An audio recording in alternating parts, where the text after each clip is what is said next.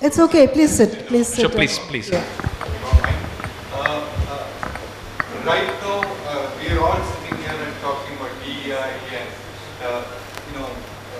accessibility and inclusion and stuff like that. But my strong opinion is that this it's not probably now that it can be done. Right now, the only thing that you can do is sensitization, where you're telling people that this is also there. But policy has to change with the education system. When the kids are studying, if they do not know what disability is, if they do not know how to handle a person who's not just like that makes a difference for those people to handle how they come up in their life and how they handle the situation right now.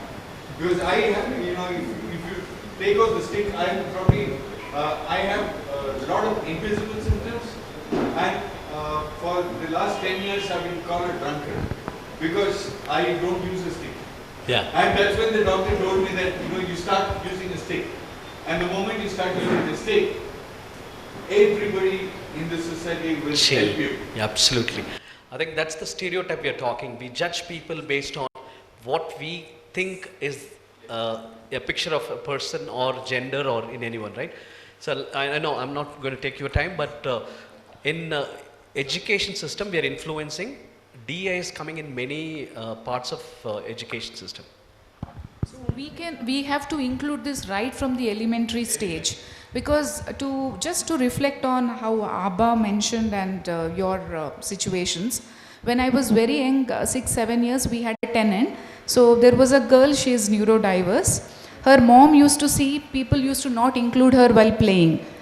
She is elder to us, but from a caregiver's perspective, her thought process is they are not including, the other children are not including. So my friends used to tell, we will not include her because we can have a multiple rounds of, we can play, and if we include her, we have to wait. So from then I used to include her, we used to play, and I used to tell them no.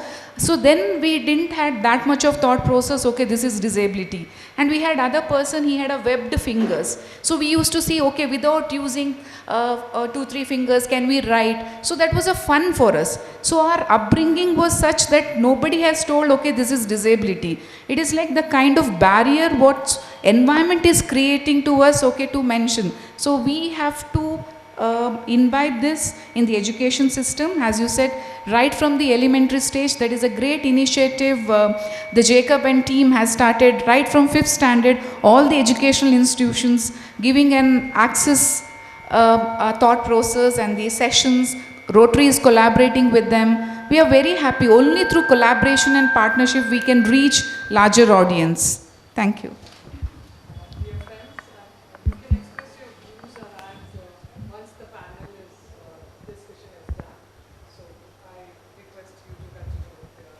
Thank you. See, today the audience here is from Rotary. Most of them are Rotarians over here. So here is, as a Rotary, how can, this is for you, Dr. Veena, how can Rotary encourage other organizations to join hands with us, okay? And with us in creating an inclusive society? I mean, how can we, it's like you're starting from your home. Since we are all Rotarians over here and we want to break barriers and go ahead, so if you can. Thank you, Kalyani. So this is what we are discussing with Lakshmi from last 6 months. Starting a first manual at Rotary, a kind of etiquettes, like how to address people with disabilities. We say disabled people. It is banned in India. It is a kind of respect and dignity. We have to be very specific. We cannot, when we visually impaired, speech impairment. So there are some manuals which we are started preparing, and also the kind of the environment. It could be any interaction when we are having the conference rooms like this, or meeting rooms or halls, how the accessibility element to be looked into, both at the physical accessibility content as well as web accessibility. Web accessibility, all our contents all the information, including our LinkedIn post, accessible hashtags, any images are there, image description for that. We are including visually impaired. So all this we are planning. It is in the pipeline. So in the next 2 or 3 months, we will release that manual. Along with that, we are collaborating with the Association of People with Disability. So where we are coming up with how educational institution we can imbibe various accessibility related awareness. And collaboration with authorities, corporate for CSR. It could be linked to ESG, sustainability element, how we can make public places accessible for a larger community. It is not only for people with disabilities, because by 2050 we have 20% of our population is going to be elderly. Then how we are creating, every one of us, we are going to be an aging population. So we have elders at home. It is a kind of value and what we are. So how we are creating environment for them. So that we have to look at, and we have to go for the multiple collaboration at different levels. Thank you. So, wishing you all the very best, Lakshmi. With Dr. Veena, your collaboration and your projects. I would say, so far, it's not that we haven't done any work. We have started somewhere, and we have reached somewhere, but it's a long way to go. But how do you measure your success in DEI initiatives? How does one measure? How will you measure your success in all your initiatives that you have taken so far? Yeah. Any one of you. I think success has to have a good plan. So I would say that, I just give you the food for thoughts. Maybe some slips already came in, but I can just leave this idea to you. IT is fast changing the whole world. The artificial intelligence or the quantum computing, much more, many more. And people are not like the earlier days. The present generation and the older generation, there is a big gap. Who requires awareness? Who requires the inclusivity? Who requires to act? That is a different subject. Okay? So this is the basics I'm going to give you this. And on the other side, when we are coming on to, let's say, the actionables, more aggressively, it can be done today without any human intervention. Simple, the artificial intelligence. And probably I need to rename this. I thought it is Pride AI. I already told you on the call. So this Pride AI will be obsolete very soon, and I think we'll include with something else. Today we are talking with OpenAI and IBM for quantum computing. So to implement this and make this a body that interacts with the diversity completely and holds them, encourages them, and does everything on this planet to keep them active and running. So this is the first step that we will do. Of course, the human interaction is failing, but in India it fails, I don't believe it. If it happens in Germany or America or some other place, I would be very happy to do this, but at least in this level. And then I was talking to Madam Kalyani and Madam Anita, that why don't you, from the Rotary angle, think of investing on a bus that goes to Ayodhya. Put the diversity people, and I don't mind investing also with you. Today I will have some sufficient investments in coming. It's all charitable. And why don't we think of installing a business that can flourish and it can become an example in the whole world. Right? So I'm just giving you food for thought. So like this, the ideas and implementation requires implementation, this requires action. We don't need to discuss, the problems are there, awareness, yes. But what is the actionable? What are we taking? Where are we implementing it? Are we doing it something more productive from now? This is a very important assignment that, we need to come out and think of it out of the box and ideate, cooperate, collaborate, and for a better India. And I'm really filing a petition on these transgenders who are begging to keep them away from the road. They may even kill me, I don't care. I already got 3 job threats, life threats. I don't care for it. But I want to get these people out of the road, and I want to file for a petition in the Supreme Court of India. The lawyers are today working towards this, and I want to make this a success story. And I don't want anyone in India to beg. Who implemented this? The British. Who came, they left. But what are we trying to do? You go to a transgender community, they will only say that there are 2 important business. One, begging, the other one is a prostitution. Otherwise, there is no go. Remove those mindsets. Let's start working, and we are not in the olden British India. Let's change this India completely, and this is in everyone's hand. Let's work, let's collaborate. Small thoughts. So here, yes, here I would like to say that from RCB, we have started a training program on bakery in collaboration with Hotel Lalita Ashok, and 1 batch successfully done. One of them got an appointment letter. One of them has gone back for a further 1 step further course, and one of them said, I'll come back. Let me make up my mind. Couple of them have gone back to their organization where they do have a central kitchen, so bakery unit, they are kind of, I would say they are part of that bakery unit, and yes, and they have the food truck, which we donated to them, and they are kind of visible now. And I would say from the point of view of employment, from the point of view of reaching out to more people. So yeah, so far I think we have done one such good thing, a little change we tried to bring in. So now that we have seen that we all have now different plans at different levels which needs to be carried forward. We have seen some changes in our society, but in a period of 5 to 10 years from now, what do you see? Or how would you like to see our society? Any one of you? I think Dr. Veena can answer this. By 2050 or Vikshit Bharat 2047, if you could see India inclusive and accessible. So for that we have to work towards it, how we can collaborate at different level and make this happen. Thank you. Thank you.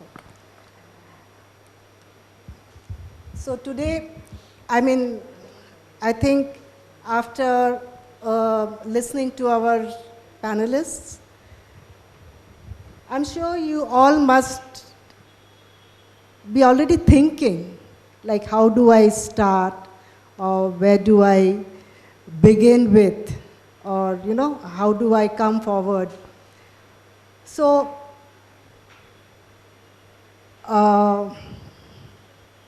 if someone, I would say, if amongst all the word DEI, the diversity, equity, and inclusion. Even after inclusion, suppose, what I want to say is, if someone is included in a setup, it is not necessary that that person feels being belonged to that setup. In spite of being included, may not feel being belonged. So, what does belonging mean? Inclusion, we are talking of inclusion. But after inclusion, the feeling of belonging in the group or in the society, in the community, how do we do that? I think with that, we should be we'll be concluding, and with a thought in mind that let's all start thinking and working. Yeah, belongingness for different people, I'll tell you. For Anita, By the way, Anita is so bold. We went live in a German consulate. Both of us were having a fireside chat. Whatever she said here, she said there. It was live. She doesn't mince words. That's Anita, courage and candor, and appreciate Anita for that. No, we need people like Anita to come and say, we don't want transgender on the road. So you and me go and say, sometimes that is also stereotype saying, what do you understand? And she's in a place to understand all genders. So I think she's in a great place. By the way, Anita's story is powerful. Please go to YouTube and go through. Anita was once upon a time he, right? It's a medical story. And we call it as he for she in organization. I was giving a terminology to Anita saying he to she. The same life you live two gender. It's not easy, but I keep telling Anita that I get inspired by Anita's story. So just go through her story in YouTube. Today was not a right opportunity to listen to her story. Every time I get goosebumps when I listen to her story. So when Anita feels that I can just go walk into the streets and roads and offices and malls without being judged, that's belongingness. If any of the people, I'm just taking one or two types, I can't go with all, say ability and disability, that itself is like, I think Jacob said, all of us have invisible disabilities, right? Sometimes I feel I'm more disabled than the other person, especially when I went for the cricket match that I was not aware. So like the way you say, ma'am, it's if we can have an experiential learning towards people understanding, and then we're able to resonate, empathize, not sympathize, empathize, and that's, then the other person feel valued, that's belongingness, right? And Rotary, if I come to Rotary because I'm connected to the purpose, not because I want to be a president, I want to do my board work, and then after that I don't care. In my period I do after that. So I connect to the larger purpose of the four-way test of Rotary, the faith, the trust and friendship.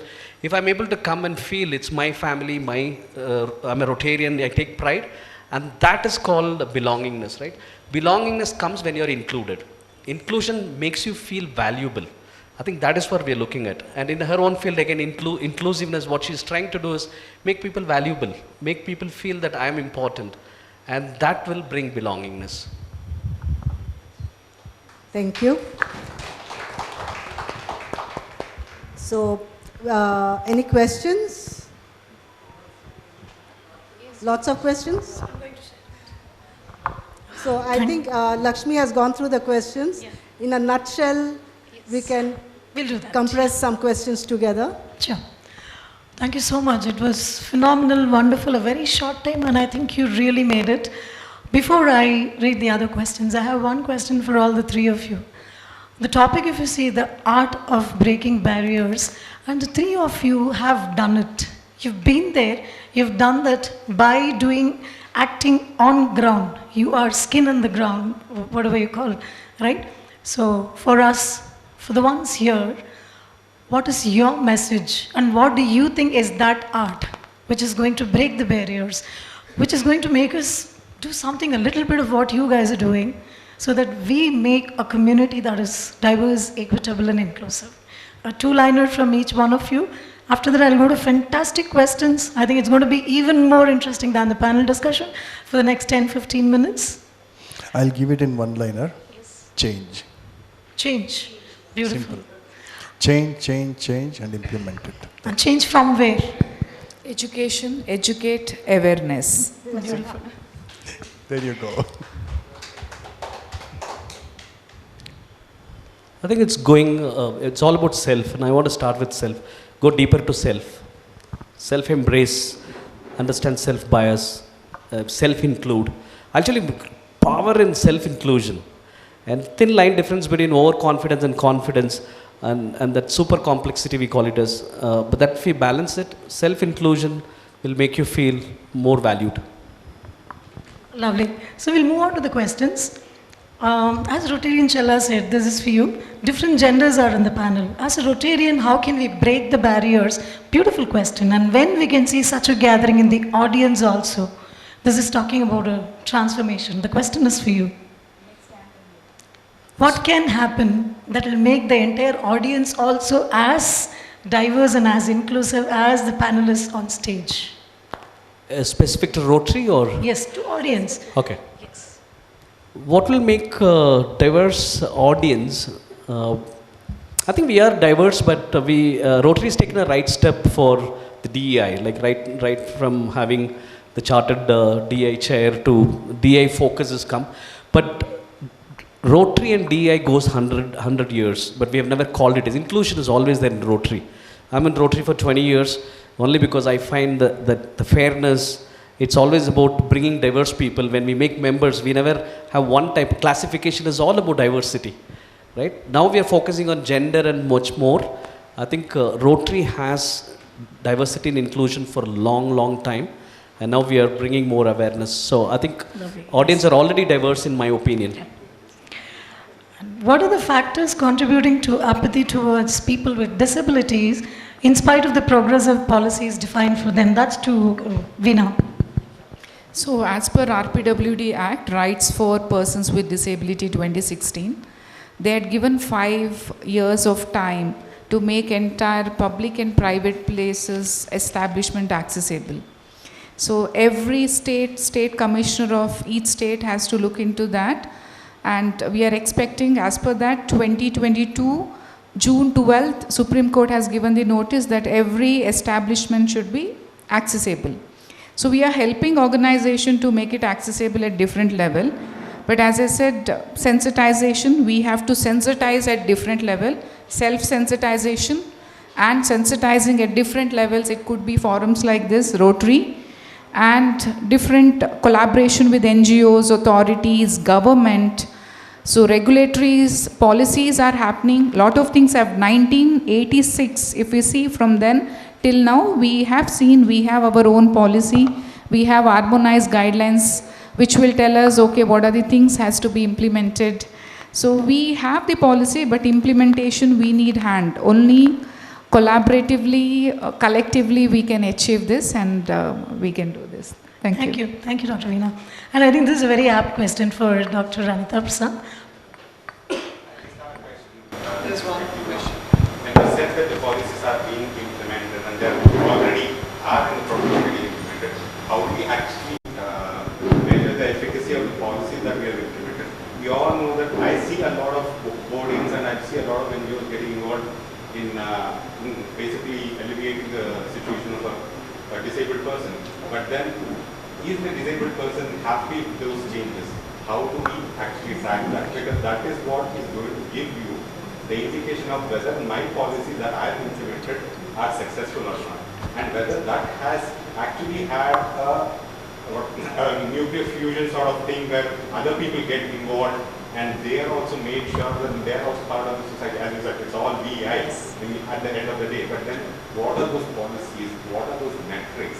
What are those measures that we are taking to make sure that these policies are implemented, they are tracked? They're also, I know we are humans who make mistakes, but then at the end of the day, 90% or 95% of those policies implemented across any one part of the project will be a great indicator as to how the project will move on to the other areas.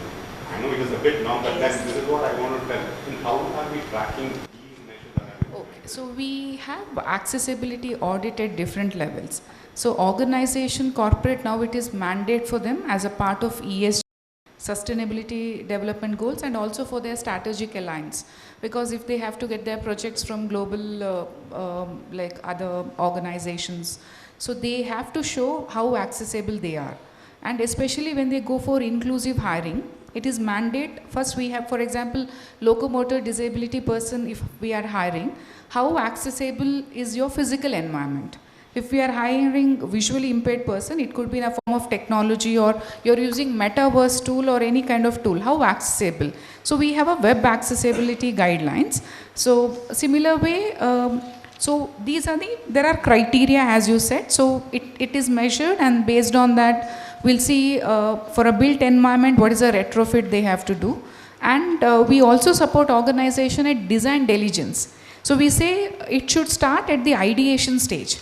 See, till now what has happened for the built environment like this, we cannot make major changes. We can do a retrofit, we can have a mobility ramp here. So wherever any person mobility related challenges, if they have to come, they can use that and get into the dais.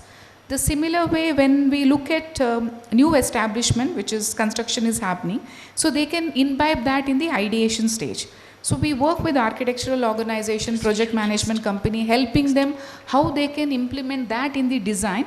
So there are two concepts, universal design and inclusive design. Universal design talks about every space, if we leave anyone near your gate or public places without any support, with dignity and respect, he can go any part of the environment. So when we talk about inclusive design, some of the organizations like SAP, they have 4% of their hiring is from neurodiversity. So then they will look for more of having a influence of that particular segment. So it differs. Inclusive design looks for human-centric approach based on their stakeholders. Then that is for the organization. But at the public places and the private, we have Sugamya Abhiyan, the campaign which is initiated by government. So there all public establishments should be accessible. They have done, but when it go to the real implementation, it is not accessible, because they have a ramp, they don't have a rail at 2 levels. So there are different specification which is there in the harmonized guidelines, which we have to follow. So we are helping at different levels how we can make India accessible by 2050. So now we can do retrofit for the built environments. From your perspective, or from your experience, what do you think is the total percentage of the policies implemented that have been complied?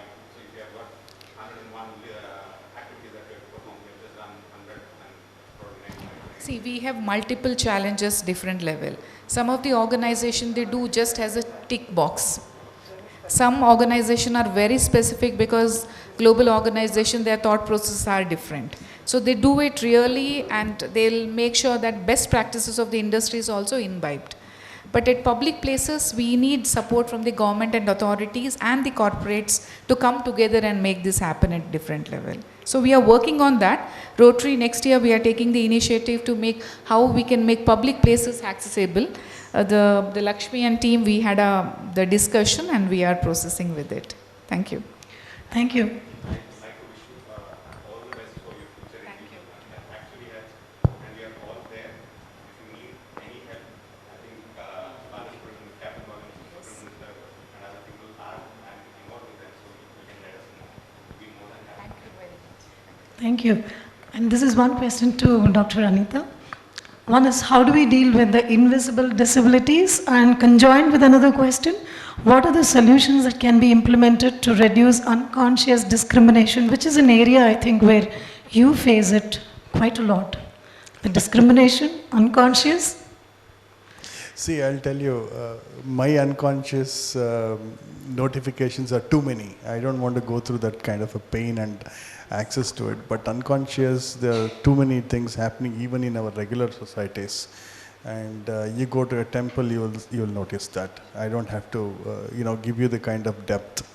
How much are we, really inclusive in any of the places? It right from the religious, the culture, and the kind of, activities that we are thinking about. I think that also requires a revolution.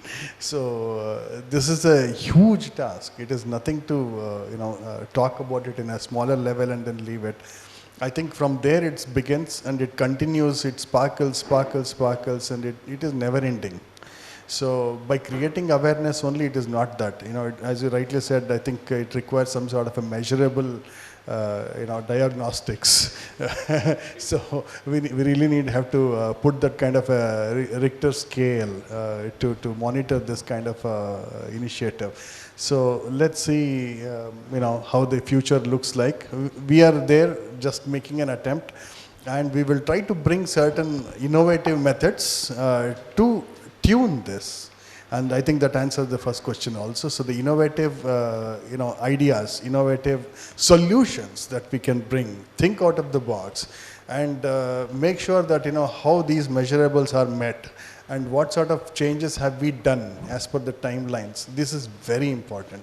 If we are missing on it, we are just discussing. This is going to be yet another hall, and the moment you walk out, roti curry is fantastic.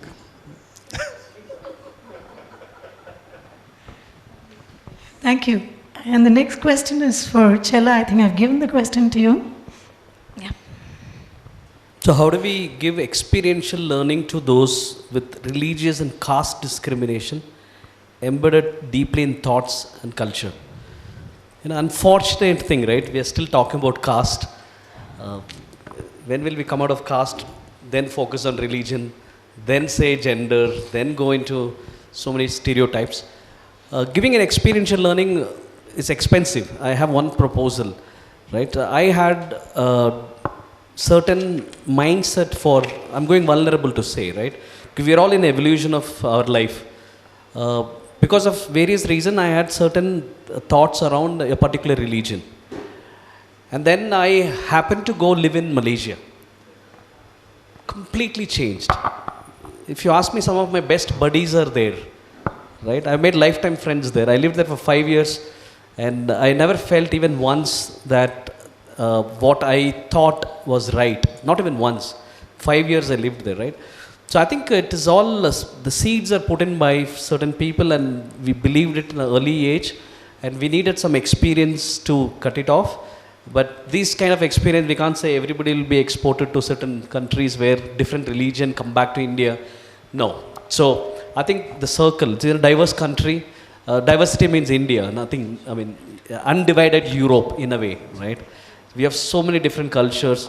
I think by being open to our neighbors, friends, and colleagues in Rotary, I think that itself is a good experience. The best way to learn a bias and a non-bias or unconscious bias or a conscious bias is being with people. Okay, we are still talking about people to people. We're not gone to the animals. We are not gone to the living beings. And that's on a higher level of DEI, right? Leaving a planet safe for the next generation. And for which you need to embrace just not people, go beyond people. But we are still with people. I think everybody around us will teach us. That's an experience we're talking. So it means somebody was saying about going for a blind rally. If I don't have a circle where somebody is available, I go to institutes or the places where we have such people, go and reach out to them. I don't have an elder at home, and I go, or I want to understand orphans, I go to orphanage home, right? So there are schools and institutions where I need to put efforts to go there and gain that experience and understand, meet people, even if they don't come into my circle every day. I met Anita, I didn't leave Anita. After that, Anita and I have done 4 sessions, and I'm reaching out Anita Chella to get... waiting for century. I know. So we said we are going to do 100 such sessions, and I reach out to her and ask, hey, how do I deal with this? And I'm counseling some LGBTQ students. They ask me, I don't know, because I've never experienced. I have a friend who's experienced. I reach out to you. And tomorrow I will reach out to Jacob. That's what Veena was saying. Reach out to Jacob and get some ideas. I go to Veena and ask about inclusiveness. I think it's all around us experience. We'll have to just go. We have to put efforts to go there. Just one last question. Sure. When we talk about India as a society or its Yeah. huge population, we know that at least 20 or 30% of our population is in poverty without any access to education, water, housing, or anything of the sort. People there, you have families there, huge ones, not small ones, but huge ones. When you talk about that, the sense or the environment of apathy or discrimination starts at that root. Now, what are the policies that we are implementing to root out that? Because if you root out that at the start, when you grow as policies getting implemented, you also mature, the society also matures. Now, from our perspective, we generally tend to look, we just tend to look at, we become impermanent. They are invisible facts to us. People who are born in poor families don't have access to education or for the medical facilities or anything else housing. They live on a daily basis. For them, then DEI might not be a huge thing, but then they have to live every day. So how do you bring in that sense of acceptance or inclusivity at the group level, at the ground level? I know we all talk about inclusivity and DEI in the schools, but then that is schools where we are aware of it. There are areas in Bangalore or across India which are not at all developed, where you have this subjugation of all the rights, human rights, to the court. So how do we deal with that is my question. Sure. I have a contradicting experience to share with you. We have done this polio vaccine vaccination, right? So Rotary was very involved, and I'm sure all of you know, being a Rotarians. So it's way back in 2004 in Karnataka, some deep corner, we went to vaccinate from Rotary Bangalore Health City, and we were one of the highest contribution. Along with Biocon, we did this. We went to a place where there are about hundreds of people from some part of India, from Bihar or beyond that. They were there. They didn't even know that's a place called Bommasandra, and they are somewhere. They don't know which place. They didn't even know it's Karnataka. They didn't know it's Bangalore. They just followed somebody. They came. The inclusion we're talking about, right? There was no discrimination among their community, and each one was looking up to each other to stay there. And I think there was a master who was Mestri, and the minute he says, let's go from here to another place, they go up, set up their hut and start living. So to answer your question, removing poverty, it's a bigger task. DEI cannot remove poverty, but DEI can kind of keep people together and help each other, Rotary to many other NGOs to corporate CSR. All of us can do that on an individual capacity. So that's one part. We can bring people together, create awareness, but it's a long process. But I think some steps have been taken, but there is an inclusivity, right? But they're included to their own community. Then it comes to other community, they are going back. So we need to leverage this inclusion mindset within the community and channelize it to embracing rest. It's a long process, but I think small steps what we are taking is in the right direction. You are just analyzing the You want to take the question? good practices. I think. Go ahead. Basically, my question is very simple. You're introducing DEI to, let's say, the older generations and middle generations. What about the younger generations? I think they are the first ones who should learn about it because they are going to be there in the future, who are going to teach their kids further, which is very important. Like getting diversity, equity, and inclusion is important. And plus, right now, like mostly we are talking about gender, but there are many other factors, and you even told that religion and caste is not important. But I am still a college student, and trust me, that's another very important thing, living in Bangalore. So how are you going to get that in younger generations in a simpler manner? I would like to correct now. Most of the time, I thought it's for me, but of course you can add. My apologies. We talked about all diversity. We didn't touch upon generations, right? So today we are having, I don't know how many of you noticed, 5 generations sitting here. We have baby boomers, Gen X, Gen Y, and she is from Gen Z, and Alpha generation. There are 2 kids are there, and they are from Alpha generation. So 5 generation in a room. I think it's an amazing thing. We all come together. That's inclusion, right? And we have, in fact, your daughter would want to ask a question. Last time we had a 5 generation meeting, which is again Rotary event, and she had a question. She asked a question. I was so amazed. It was done for elderly people. Rotary was doing some program, and she asked a question. So what I'm saying is, Yashi, it's important to embrace generation, and we will continue to focus. All companies are focusing on, Rotary is focusing on. That's where Rotaract is there, Interact is there. So Rotary is covered already.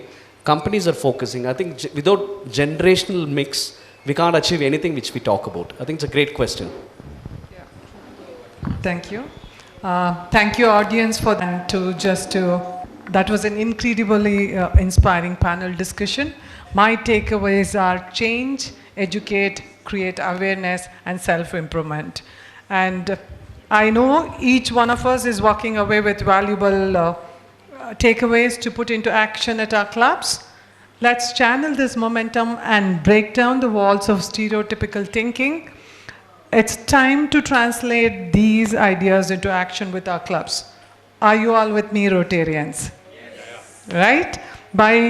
As suggested by all the panelists, by integrating DI initiatives into our existing programs, we can create a more inclusive, equitable community for everyone. Thank you all for being part of this session, making it so interactive. And as all of them said, it's a very vast topic. And I think we can, after this session also, while having dinner, we can interact and pose a lot of questions. We are short of time. Moving ahead, I thank all our panelists. I request Rotarian Group Captain Bala to felicitate our panelists, please.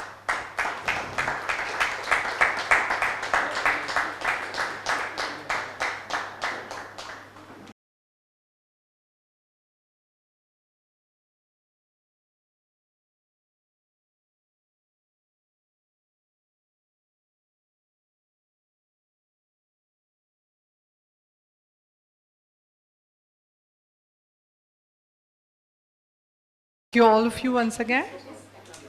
Can we have a big round of applause for all our panelists and our moderator? Thank you.